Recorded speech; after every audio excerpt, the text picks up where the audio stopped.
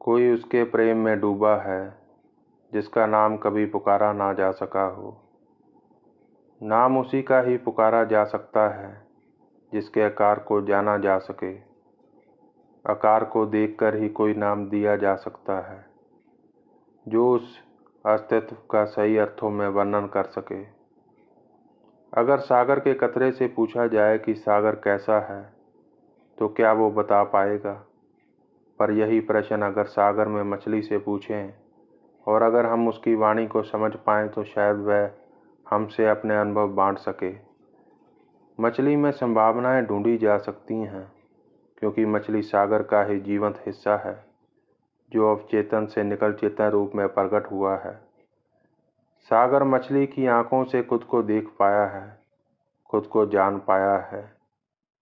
हमारी स्थिति भी ठीक मछली जैसे ही है। हम इस असीम सागर में परिस्थितियों के अनुकूल पैदा होते हैं और मिट जाते हैं। हमारा पैदा होना एक प्रक्रिया है जो हमें अवचेतनता से चेतनता में ला प्रकट करती है और इस चेतन स्वरूप में ही हम जान पाते हैं जो हम हैं। एक लंबे संघर्ष के बाद हमारी आंखों से सृष्टि देख पाई है अपने विराट अस्तित्व को। ये मिलन है अपना आप से। इससे पहले मरण अवचेतनता में फिर लौटा ले जाए, इसे जी लेने दो अपने ही प्रेम में। शब्द एक तिल प्यारा विसरे रोग वड्डा मनमा, क्यों दरगाह पत पाइए जहार न वसे मनमा, गुरु मिलाए सुख पाइए अगन मरे गुणमा। व्याख्या। अगर एक तिनके जितना भी अज्ञानता को हर लेने वाला वो प्यारा विस्मरण हो जाए तो मन में ये बड़े रोग की तरह होगा। रोग जीवन से टूटने की प्रक्रिया है। अगर मन सत्यता से टूट जाए तो ये रोगी ही है जिसे असत्यता के रोग ने आ घेरा है।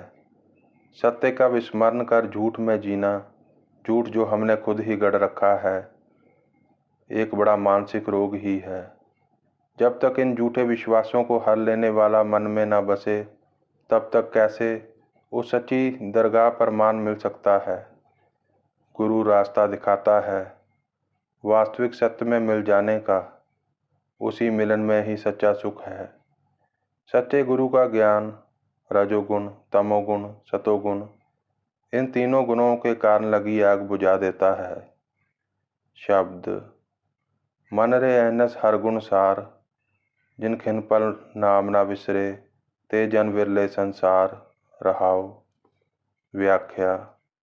हे मन, दिन रात अज्ञानता को हर लेने वाले के गुणों को समझो, उन्हें जानो। वे लोग विरले ही हैं संसार में जिन्होंने एक क्षण भी उसका नाम नहीं विसारा है। शब्द ज्योति ज्योत मिलाइए सुरति सुरत संजोग, हिंसा हो में गत गए नाही सहसा सोग, गुरमुख जिस हर मन वसे तिस मेले गुर संजोग। व्याख्या। एक दिए में ज्योति जल रही हो और उसके सामने एक और दिया लाकर रख दिया जाए और दोनों की ज्योति आपस में मिला दी जाए तो दोनों के जलने में कोई अंतर नहीं पड़ेगा। दोनों एक साथ ही जलेंगी एक रूप होकर, क्योंकि दोनों एक ही हैं। दोनों की ज्वलनशीलता एक ही है। दोनों में कोई भेद नहीं। पर अगर दोनों में कोई एक भी भेद की कल्पना कर उसमें जीने लगे तो मिलन कभी संभव नहीं होगा। चाहे ज्योति की वास्तविकता अंदर से पूरा जोर ही क्यों ना लगाए, पर भेद की कल्पना में जी रहा अहंकारित बाहर से दमन ही करता जाएगा।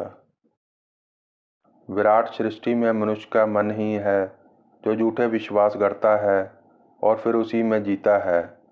अपने अलग अस्तित्व की कल्पना कर अहंकार में डूबा उस असत्यता का बोझ सदा ढोता है जो वास्तविक में है ही नहीं।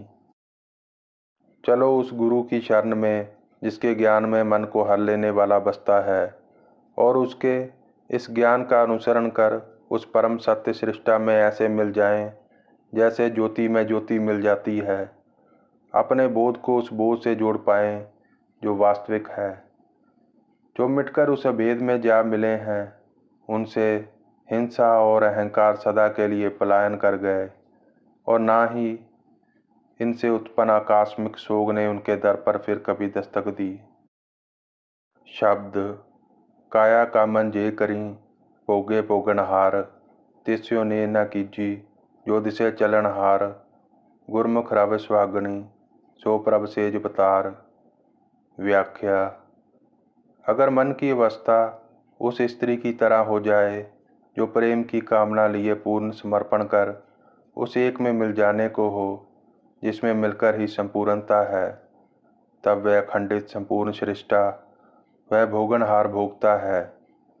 ये तन उसी से प्रकट हुआ है, उसी का ही है, पर हमने इसे अपने स्वार्थ के बंधनों में बांध रखा है।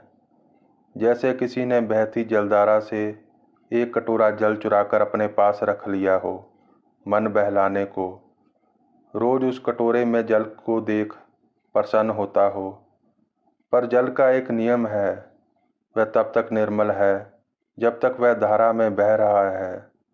एक जगह खड़ा जल एक समय के बाद सड़ने लगता है, फिर उससे किसी प्रकार का मोह नहीं रह जाता और मन उससे मोक्ष पाने के उपाय ढूंढने लगता है। मनुष्य के तन की दशा भी स्वार्थ के कटोरे में कैद ठहरे हुए जल जैसी ही है, जो अब सड़ता चला जा रहा है। जैसे पक्षी आकाश में उड़ते भले लगते हैं, वैसे ही जल बहता हुआ भला लगता है। इसलिए अपने अहंकार को त्याग, इस स्वार्थ के कटोरे में कैद जल को बह जाने दो अपनी जलधारा के साथ। तन की वेदना उस कामातुर स्त्री की तरह है जो अपने प्रेमी के साथ मिलन को तड़फ रही है और उससे मिल एक हो जाना चाहती है। अमर बेल की तरह जकड़े अपने बंधनों से इसे मुक्त हो जाने दो, तभी उस परमात्मा से इसका मिलन होगा जो कब से इसी की ही राह देख रहा है। अपनी धारणाओं से रचे काल्पनिक संसार में जो प्रेम के बंधन हमने बांध रखे हैं, उनकी बुनियादें अस्थिरता पर टिकी है। इनका मोह त्याग कर उस गुरु का ज्ञान का अनुसरण करें। प्रेम में रंगी सुहागण का गुरु के ज्ञान में बसे उस अधपत की सेज पर ही निवारण है। शब्द चारे अगन निवार मर, गुरमुख हर जल पाए, अंतर कमल प्रगास्या अमृत परया गाए, नानक सतगुर मीत कर सच पावे दरगाह जाए। व्याख्या। चारे अगन काम क्रोध लोभ मोह ये जीवन के चार रस हैं जिनकी आग में हम जलते हैं। सीधे तौर पर इनका संबंध शरीर से है और अगर इनका संबंध शरीर तक ही रहे तो ये नुकसान कारक नहीं, क्योंकि शरीर का स्वभाव जानता है इनका उपयोग कैसे करना है। पर हमारे इस शरीर से जुड़ जाने के कारण इनका संबंध हमसे भी बन जाता है और हम ना चाहते हुए भी इनमें रस लेने लगते हैं। पर यह रस धीरे धीरे हम पर ही हावी होकर हमें ही अपना गुलाम बना लेते हैं और हम इनकी आग में जलने लगते हैं। ये आग हमें उकसाती है इन रसों की तृप्ति के लिए। शरीर चाहे ना चाहे पर हमसे बंधा होने के कारण बेबस हो गुलामों की तरह हमारा साथ देने के लिए मजबूर हो जाता है। गुरु का ज्ञान हर लेने वाला जल है जिसके उपयोग से ये चारों अगन बुझ जाती है। अंतर के ठहराव में गुरु रूप कमल जो ज्ञान रूप अमृत से भरा है प्रकट हो जाता है। जिन्होंने सच्चे गुरु के साथ अपनी प्रीत को जोड़ा है उन्हें ही सत्य के दर्शन हुए हैं और वही सच्ची दरगाह तक पहुंच पाए हैं।